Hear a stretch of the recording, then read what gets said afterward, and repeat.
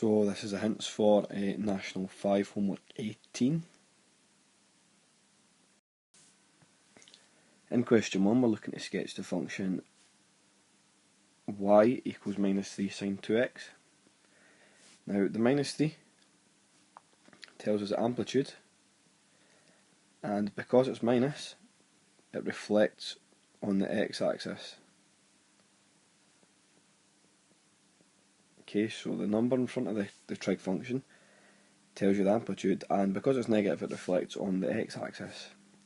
Now the 2 in front of the x, that tells us how many waves are in 360 degrees.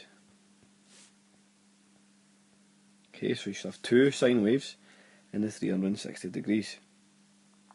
In part B we'll look to sketch function y equals cos x minus 30 degrees, and that minus 30 degrees tells you which way the graph shifts, either left or right, by 30 degrees.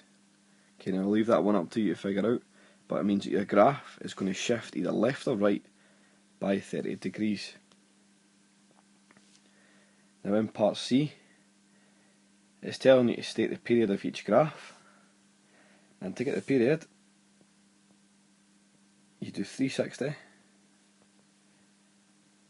divided by the number of waves. Okay, so 360 divided by the number of waves, and that gives you the period of each graph.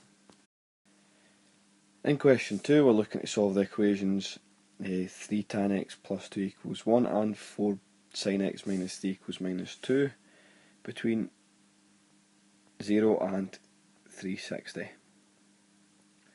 Okay, so what we're looking to do for both of these equations is we're looking to rearrange to find out what tan x is equal to and what sin x is equal to.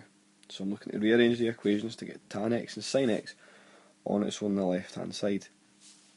Then I can use my CAST diagram to tell me which two quadrants that my solutions are going to be in.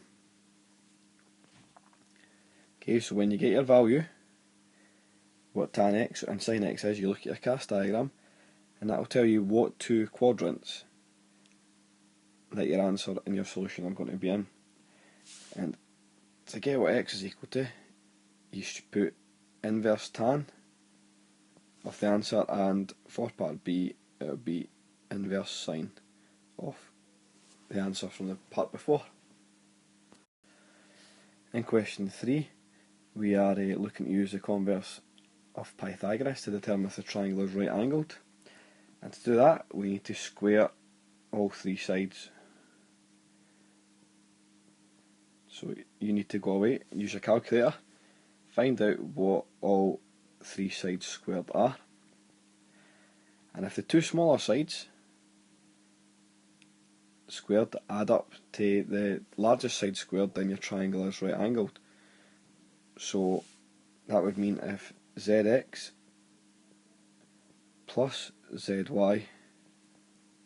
squared is equal to xy squared, it's right angled.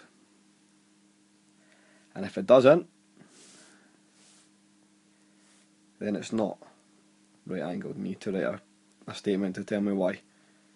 Okay, so if you square the two smaller sides and it equals the larger side squared, it is right angled, and if it doesn't, then your triangle is not right angled. In question 4, we're told that the two triangles are similar, and we're looking to calculate the length of the side, which is VW, so that's this side here. So we're told in there is 10, and the small part is 6, and the line joining them is 8. So to start this question off we need to draw the two triangles out together on their own.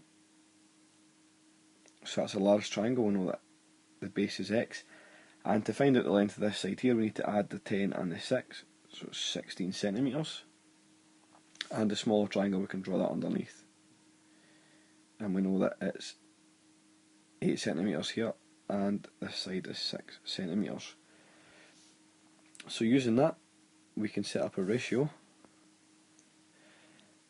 and a ratio is when we link the two similar sides together. So the side x and 8 is the same, so my formula for the first half is going to be x over 8, and that'll be equal to the sides 6 and 16 are the same, so it'll be 16 over 6. So it's x over 8 is equal to 16 over 6.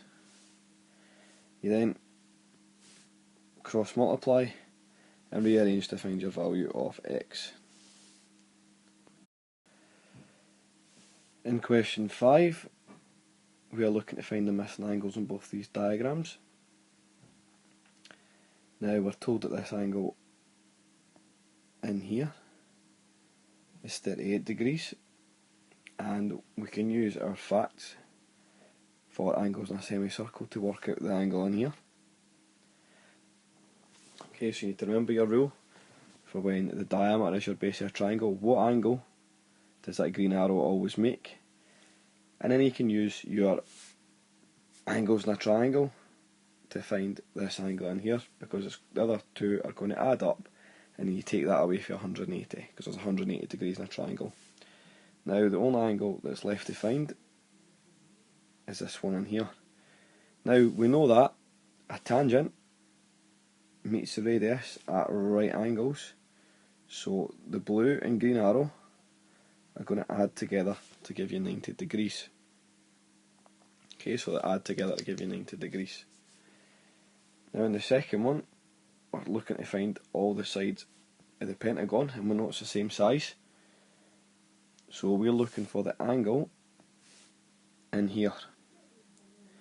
Now we do that by taking your centre point and drawing a triangle to each corner of your pentagon. Now by doing that, you'll create 5 isosceles triangles. Okay, so we'll create 5 isosceles triangles. To find out the angle in the centre here, you do 360 divided by 5. Okay, so that will give you your angle in the centre. Then you can work out the two angles at the bottom using your angle facts. Now to find the exterior angle down here, you have to find the interior angle, which will be the same at every point. So we find the angle in here, take it away from 180 degrees. Okay, so these angles are all going to be the same because I've created 5 isosceles triangles inside my pentagon. And I hope that's helped you.